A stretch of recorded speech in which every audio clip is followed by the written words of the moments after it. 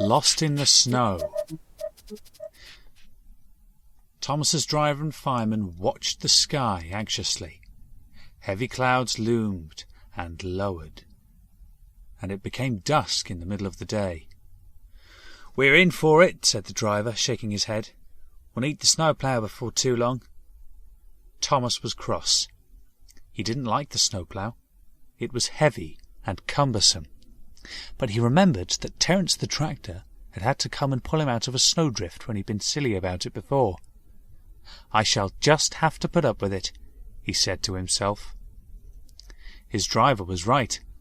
Before long it was snowing, and by the next morning the countryside was thickly covered. Thomas could not go as fast as usual, and his driver wanted to top up his water tanks at the junction. But they found that the water column was out of order. "Never mind, Thomas," he said.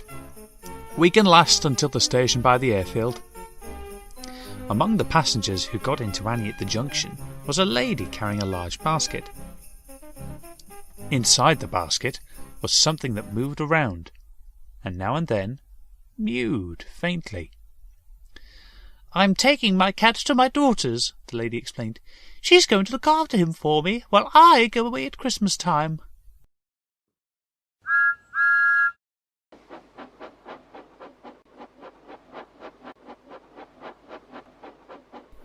Once the train was safely moving, the lady opened the basket, and everyone made a great fuss of the cat as he sat on his owner's lap.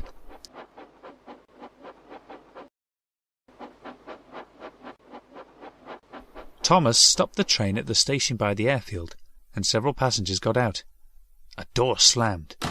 The cat was startled. With a swift look around, he jumped off the lady's lap, through an open window, and disappeared into the snow outside. "Oh no!" wailed the woman, and getting out of Annie herself, she ran to find the guard. "Don't worry," he said encouragingly. "Thomas needs water, so we shall have a few minutes in here in any case.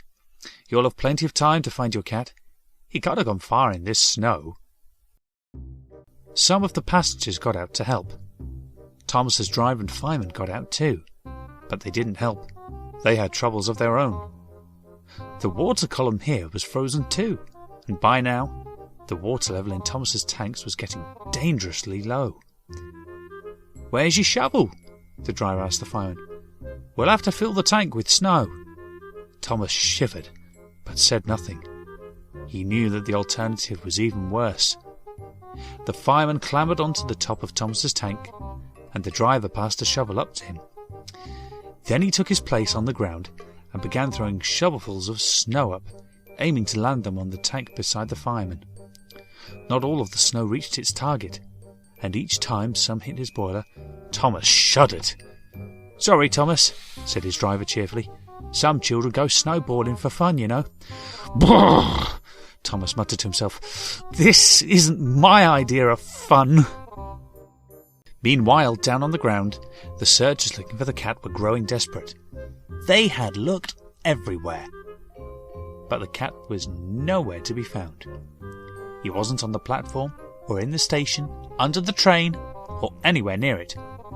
They even looked in Thomas's cab, but he wasn't there either. "Nearly full," the fireman called from atop Thomas's tank. "Thank goodness for that," remarked the driver, mopping his brow. "This is hot work."